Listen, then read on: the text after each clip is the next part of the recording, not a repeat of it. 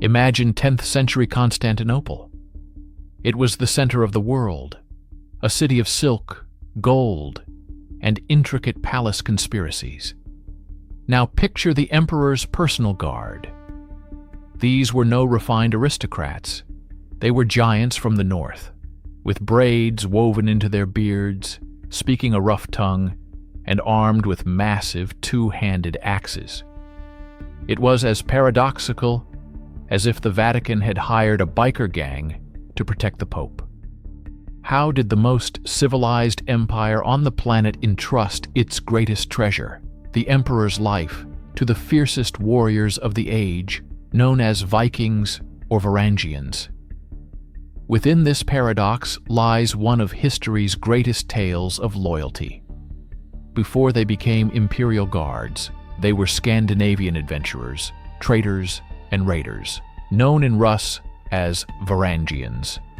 They weren't mere savages, but men with a rigid code of honor, driven by a thirst for glory, and most importantly, wealth. Their code, known as drengskapper, demanded loyalty to their chief, bravery in battle, and generosity to comrades, qualities the Byzantines would later come to value above all else. Their world was one of cold fjords, longships, and a relentless struggle for survival that forged them into unmatched warriors. To understand their presence in Byzantium, one must trace their journey. It wasn't an invasion, it was the greatest trade and military route of the era, connecting the Baltic Sea to the Black Sea via the rivers of Eastern Europe. This path, known as the route from the Varangians to the Greeks, was a true test of endurance. They not only had to navigate the Dnieper, but also overcome treacherous rapids, where Pecheneg nomads lay in wait, and even drag their ships overland, portaging them from one river system to another.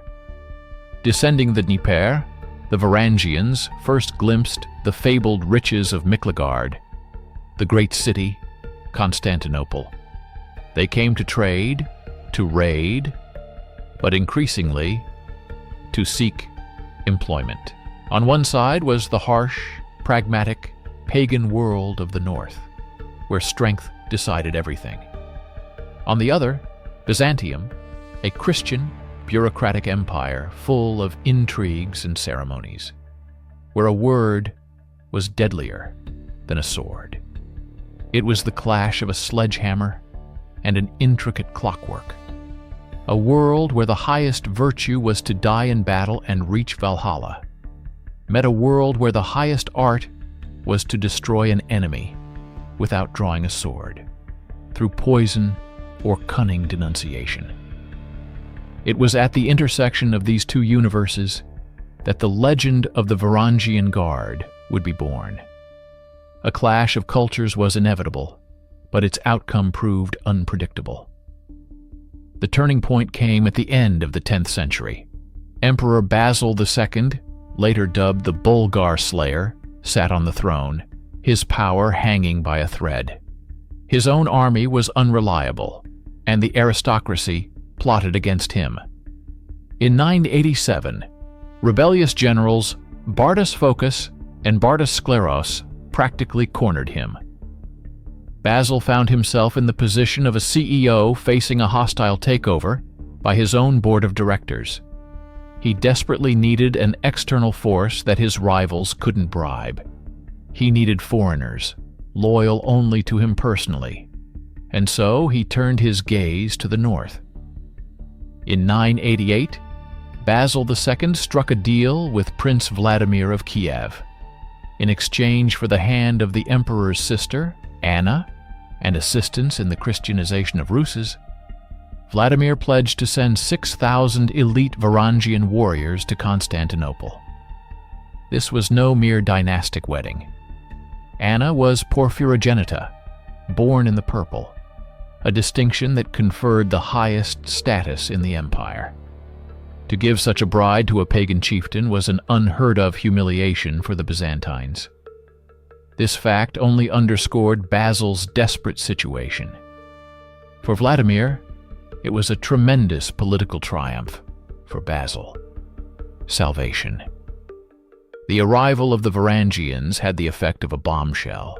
In decisive battles against the rebels, they demonstrated chilling brutality and unyielding discipline.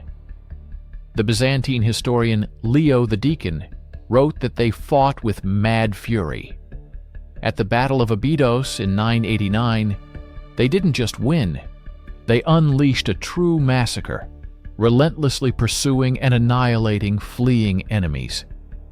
Byzantine chroniclers described with horror and secret admiration how the axe-wielding barbarians mercilessly cut down elite rebel troops, heedless of their own losses.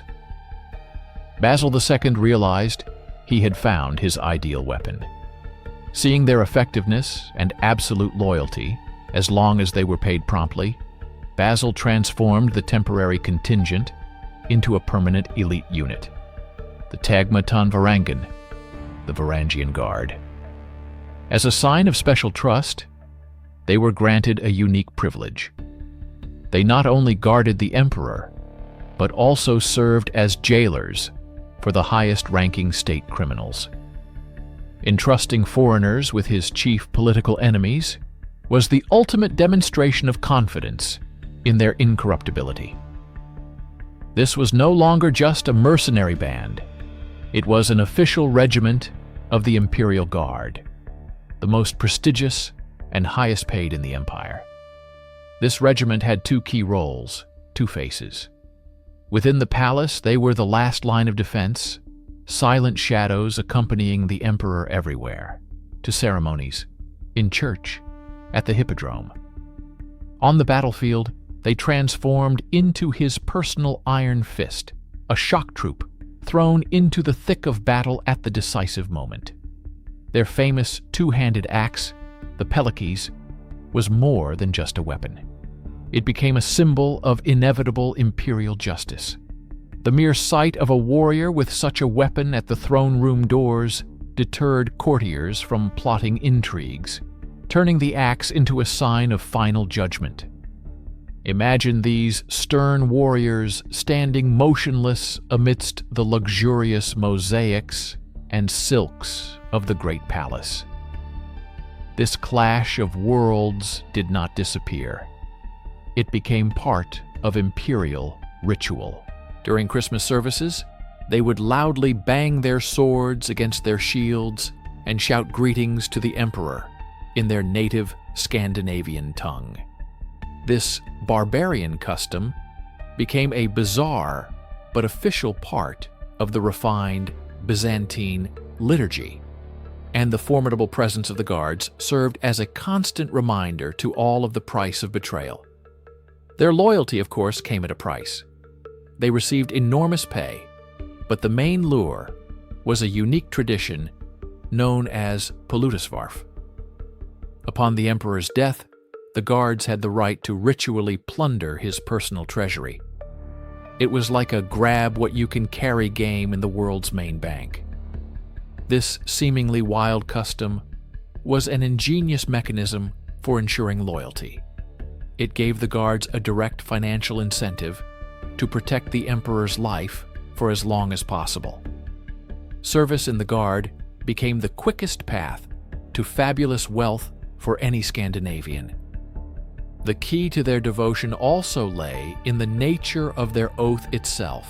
They swore allegiance not to the Byzantine Empire as an abstract state, but to a specific person, the emperor. A Byzantine aristocrat might betray the ruler, justifying it as for the good of the empire. For a Varangian, there was only his chief, whom he had sworn to serve. This simple and understandable barbarian oath proved stronger than the most complex political alliances of the Byzantine court.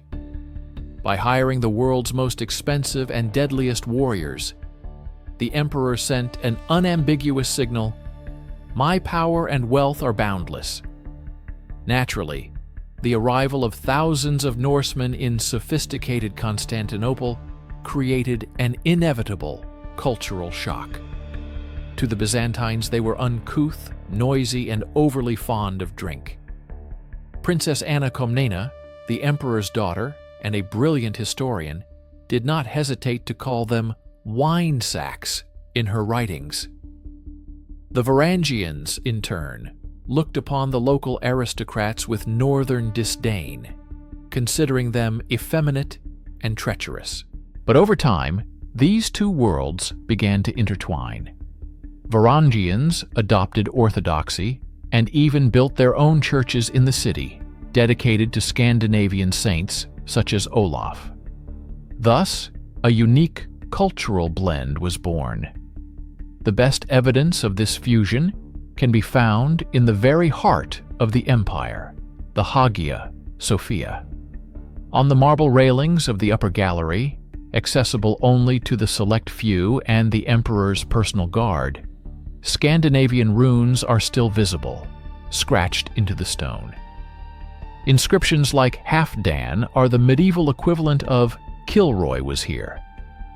It's an incredibly personal, almost intimate trace left by a warrior who, perhaps bored during a long ceremony, decided to etch his name into eternity, right within the main temple of the Christian world. The paradox was that their very foreignness made them ideal bodyguards. They had no family ties to the Byzantine aristocracy, they didn't participate in power struggles, and they made no claims to land. They were like a firewall in a computer system, an external element, impervious to the internal viruses of palace intrigues. Their only interest was gold and loyalty to the one who paid. They were politically sterile and thus absolutely reliable. Service in the Guard became the ultimate goal for many young warriors from Scandinavia. Returning home from Miklagard, the great city, with a fortune meant securing honor and power for the rest of their lives. For a young 10th century Scandinavian, serving in Constantinople was what a contract with the world's best sports club is to a modern athlete. It was a ticket to the major leagues, a chance for glory and wealth about which sagas would be composed. It was the highest career path for a Viking, the peak of his dreams.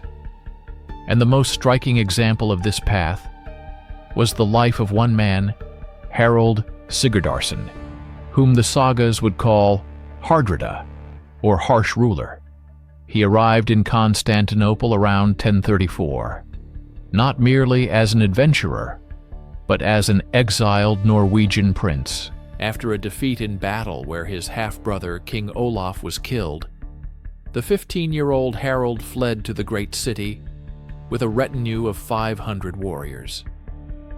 He was a refugee of royal blood, and his story became symbolic of the entire Varangian journey. He quickly made a dazzling career. Under the command of the legendary general George Maniacs, he fought across the Mediterranean, against Arabs in Sicily, pirates in the Aegean Sea, and Bulgars in the Balkans.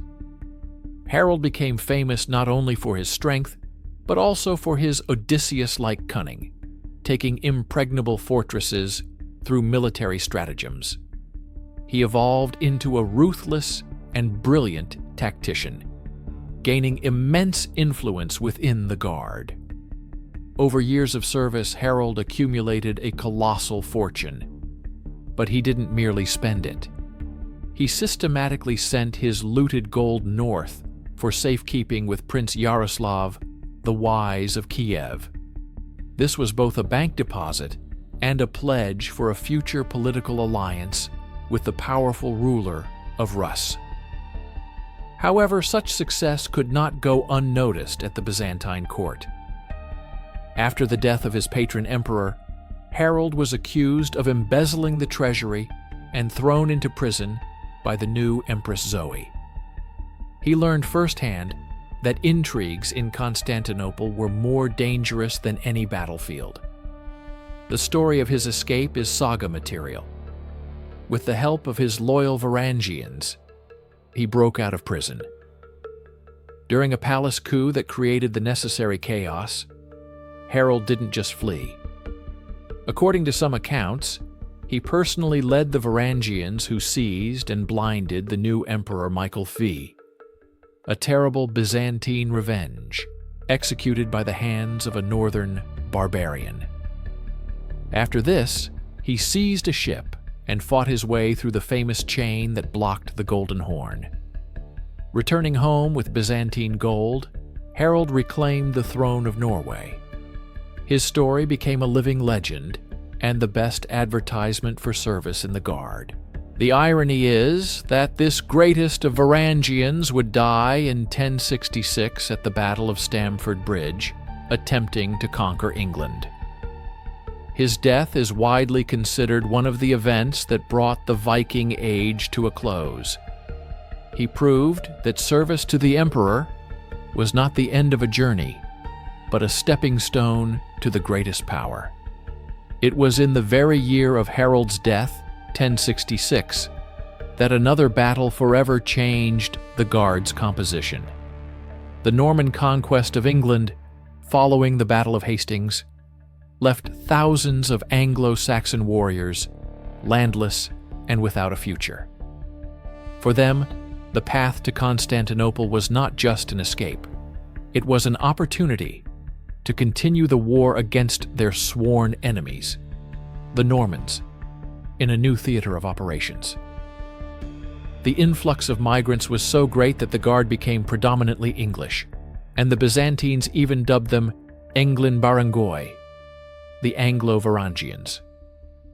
They inherited the Scandinavian axe and fighting spirit, but brought with them a new, personal hatred.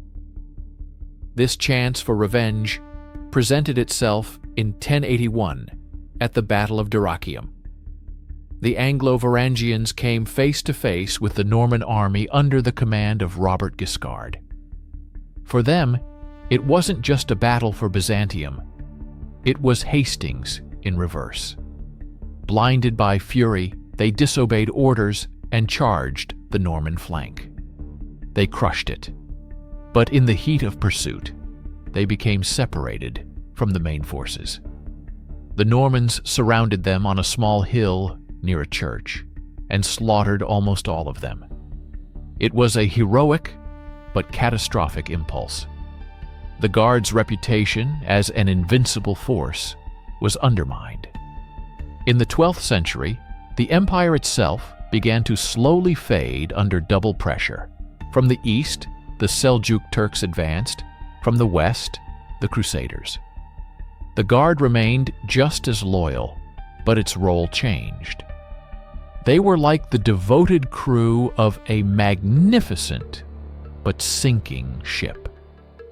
They still fought bravely, but they could no longer patch all the holes in the hull.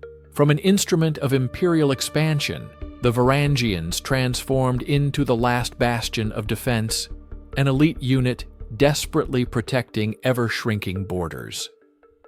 The fatal blow came from an unexpected quarter.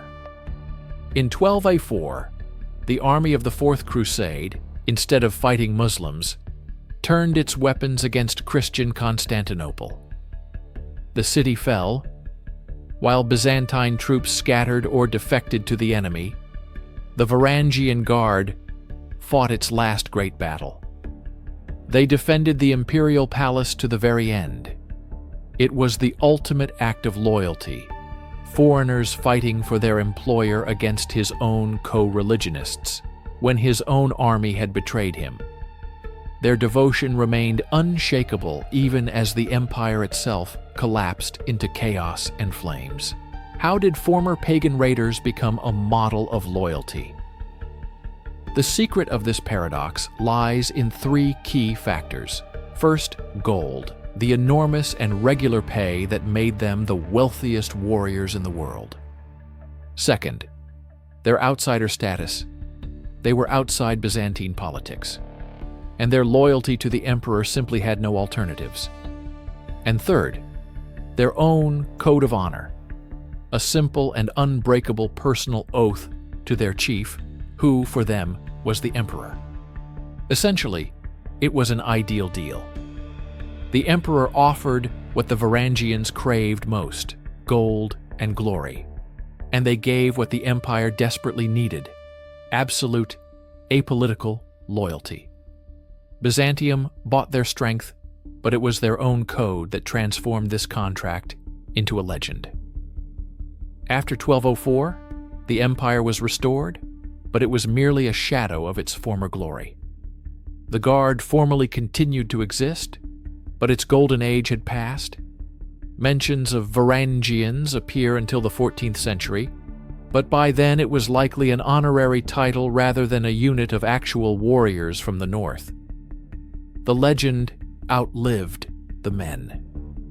It vanished completely with the fall of Constantinople in 1453. The era when Scandinavian axes protected Roman emperors had finally come to an end. However, the Guard's legacy lives on not only in Byzantine chronicles, but also carved into rune stones across Scandinavia. Dozens of these stones, particularly in the Swedish region of Uppland, serve as war memorials of that era. He died in the East in the Guard, the inscriptions proclaim. These stones are monuments not just to warriors, but to an entire epoch of early medieval globalization, where Viking paths stretched from America to the heart of the world's most powerful empire. The story of the Varangian Guard is not just a tale of mercenaries. It is a story of how trust placed in an absolute outsider can forge the strongest loyalty. In a world full of betrayal and intrigue, the most reliable proved to be those who came with a sword and a thirst for gold, but stayed because of their given word. They came to Byzantium for wealth, but they entered history because of their honor. Their legacy is an eternal reminder that honor can sometimes be found in the most unexpected places.